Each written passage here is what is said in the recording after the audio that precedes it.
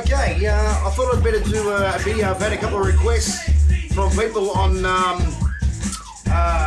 whole karaoke thing, how I managed to get the laptop onto a screen. So I'll show you the leads, what I use there. I want to show you a new stand I got to put the TV on for karaoke. I also want to show you something else I've done for advertisement reasons, keeping the name of the business in people's minds. Also, I want to go through a line out that I run to the sub from my mixer, and something I learned Friday night. By the way, my new speakers and amp, fantastic. A billion times better than what I've been using, and it was so loud Friday night. I come home with a really sore voice from yelling at people because it was just that loud. I could never do that in the past.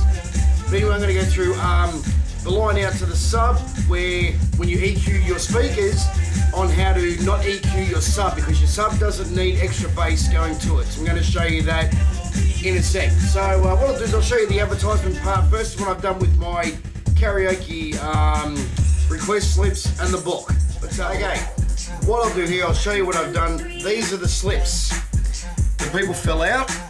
I've got the camera sitting high up. It's song name and singer's name. Song name, quite obvious, and singer's name, which is their name. Now, I'll show you what I've done here is, in a transparent way, in the background, I've got Midnight Sounds Entertainment written in the back. Let's have a look. See that? Your song name and all that. Now, that Midnight Sounds is just transparent in the background. My idea of thinking here is, through the night, they're going to see this, all through the night. So hopefully the name of the business will stay in their mind. So there's something to think about if you make them up yourself. Also in the book, on the first page, and look, people most likely just flip straight through it.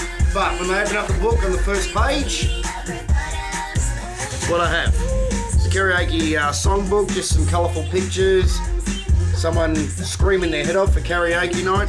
That's what I have in the front of my karaoke book. There's something else to think of if you do this. If it's, you got like 50 to 150 to 200 or so people, and they're seeing this all through the night, it's going to subconsciously do something in their mind. Okay, now what I'm going to do is show you a new stand that I've got for the TV. Okay guys, this is the new stand that I've got. Rather than sticking a TV on a table, this is like a proper TV stand. Now I don't know how I'm going to put the camera down somehow and show you this. When it comes to this is obviously where the TV goes. You got a little duvalaki on the back there. Yep, there we go. And you can adjust it to, whatever height that you want. All right, hang on a sec. Same with down there. You can spread the legs, as far as you like or whatever. Okay, I'll try to put the camera down and I'll give you a look. Okay, guys. Well, here's the stand here.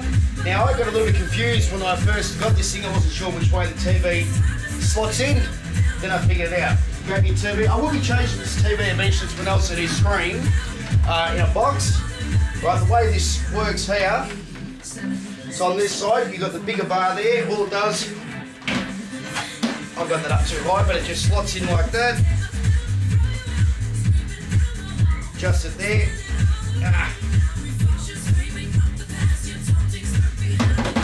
And there we go.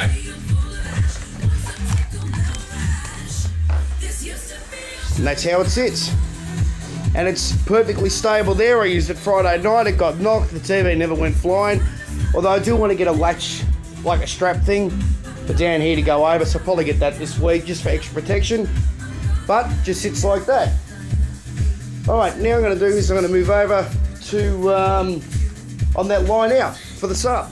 Okay guys, well what I use for the sub is monitor send. Now have a listen. Alright, hear that difference there? Now I'll bring the volume down. Just running like that. Now if you have a mixer like this, or something similar to this, and you're running, if you're running any sort of EQ or anything, cut it off for the sub. Because you will clip it, especially if you bring the top ends up, like your low frequency bass. I'll show you what I mean right now. Here it is here. This button, I can't get in. Yeah, main mix monitor. Right. I'll turn it on. Now listen.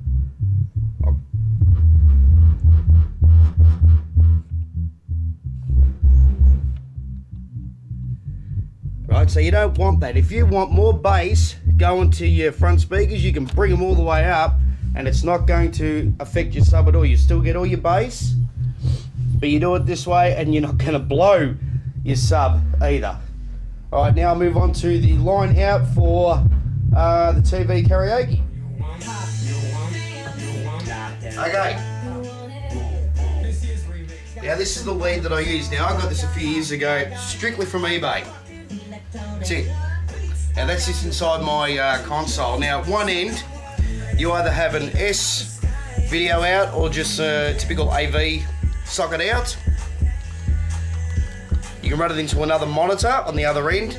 Now it's USB powered, so you plug it in the USB and away you go, and that comes out of the laptop. Now it comes, for me, it comes out of the laptop here, down the lead, and AV out to a TV.